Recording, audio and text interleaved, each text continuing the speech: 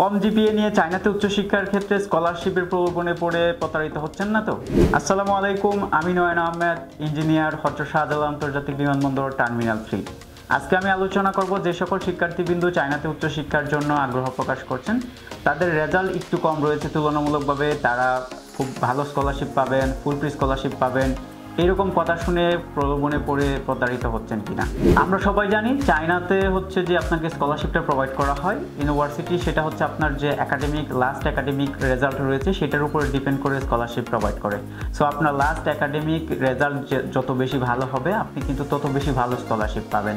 এখন অনেকেরই সেটা সম্ভব হয় না, একটু তুলনামূলকভাবে রেজাল্ট কম থাকে। কত কম থাকে? যাদের সিজিপি 4 এর নিচে রয়েছে বা ডিপ্লোমাতে হচ্ছে যাদের 3 এর নিচে রয়েছে, তাদেরকে আমরা একটু কম রেজাল্ট ধরে থাকি। তো তাদেরকে যদি কেউ প্রলোভন দেয় যে তুমি এই রেজাল্টের উপরে ডিপেন্ড করে ফুল ফ্রি স্কলারশিপ পাবা, অনেক ভালো স্কলারশিপ পাবা, স্টাইপেন্ড পাবা, অনেক অনেক বেশি কিছু, তাহলে সেটা সম্পূর্ণরূপে প্রতারণা আমি মনে করবো এবং আমি বলবো। বিকজ চায়না ইউনিভার্সিটি কখনোই আপনাকে 4 এর নিচে বা ডিপ্লোমাতে 3 এর নিচে যাদের নিচে রয়েছে তাদের কখনোই হচ্ছে ফুল ফ্রি স্কলারশিপ দিবে না। তো সেই ক্ষেত্রে আপনারা তাহলে কি করতে পারেন, কেমন ধরনের স্কলারশিপ পাবেন? তাহলে আপনারা কি চায়নাতে বড় উচ্চশিক্ষা গ্রহণে অংশগ্রহণ করতে পারবেন না? আসলে বিষয়টা এরকম না।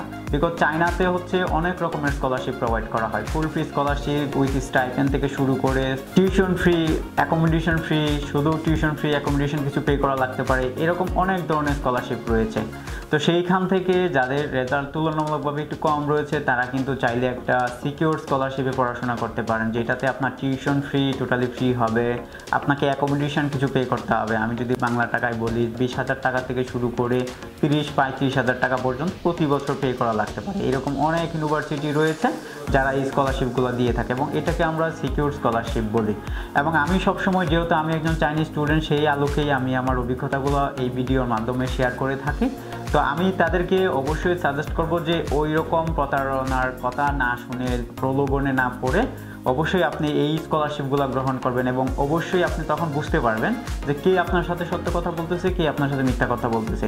সো এমন একজন এক্সপার্টিস্টের কাছে যান, এমন একজন মেন্টরের কাছে যান যারা হচ্ছে আপনাকে একটা অথেন্টিক নিউজ দিতে পারবে এবং আপনার রেজাল্ট থেকে বলতে পারবে যে তুমি এই স্কলারশিপ পাবা না। এবং কেউ যদি 4 এর নিচে থাকে এবং কেউ যদি বলে যে তোমাকে ফুল ফ্রি করে দেবো, তাহলে আপনি বুঝবেন যে আপনার সাথে সেটার প্রতারণা হচ্ছে বা আপনাকে প্রলোভন দেখাচ্ছে। সো ওইরকম একজন মেন্টর খুঁজে নেন এবং এক্সপার্টিস খুঁজে নেন যারা হচ্ছে আপনার পার্শিয়াল স্কলারশিপ এবং যেটাকে আমরা বলি সিকিউর স্কলারশিপ, ওরকম একটা ব্যবস্থা করে দিতে পারবে।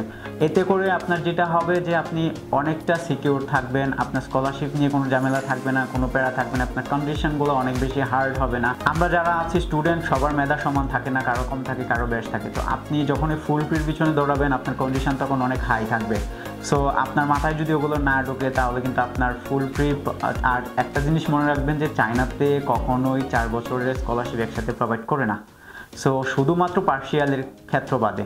সো ফুল ফ্রি আপনাকে যদি কেউ ব্যবস্থা করে দিতে চায়, ফার্স্ট অফ অল তো দিতে পারবে না রেজাল্ট কম থাকলে। আর যাদের রেজাল্ট ভালো আছে তাদেরকে যদি করে দেয় তাহলে আপনার কিন্তু কন্ডিশনটা অনেক বেশি হাই থাকবে, যেটা আপনাকে মেনটেন করতে হবে। তো এই বিষয়টা মনে রাখতে হবে, কোনোভাবে প্রতারণার চক্রে পড়া যাবে না। যদি পড়ে যান তাহলে কিন্তু আলটিমেটলি আপনি ট্র্যাপে পড়ে যাবেন।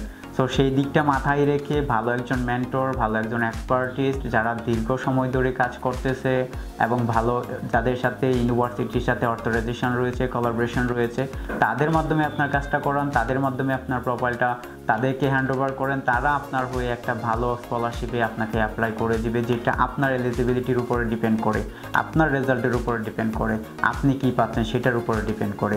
শুধু অন্যের কথা শুনে অন্যজন ফুল ফ্রি পাচ্ছে আমাকেও ফুল ফ্রি পাইতে হবে, অন্যজন স্টাইপেন্ড পাচ্ছে আমাকেও স্টাইপেন্ড পাইতে হবে, বিষয়টা আসলে এরকম না।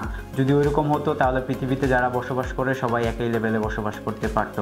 সো আপনার এলিজিবিলিটিটা মনে রাখবেন এবং সেই দিকে লক্ষ্য করেই হচ্ছে আপনার চায়না উচ্চশিক্ষার ক্ষেত্রে যখনই আপনি সিদ্ধান্ত নিচ্ছেন, সেই সিদ্ধান্ত গ্রহণের ক্ষেত্রে বা সেই স্কলারশিপ পাওয়ার গ্রহণের ক্ষেত্রে অবশ্যই আপনি এই বিষয়টা নজর রাখবেন যে আমার এলিজিবিলিটি কী রয়েছে, আমার সিজিপি কী রয়েছে, আমি কি পাবো, অন্যজন কি পাচ্ছে কি পেলো সেটার দিকে নজর না দেওয়াটাই বুদ্ধিমানের কাজ হবে। আশা করি এই ভিডিওর মাধ্যমে কিছুটা ইনফরমেশন পেয়েছেন। ভালো থাকবেন, সুস্থ থাকবেন। আসসালামু আলাইকুম।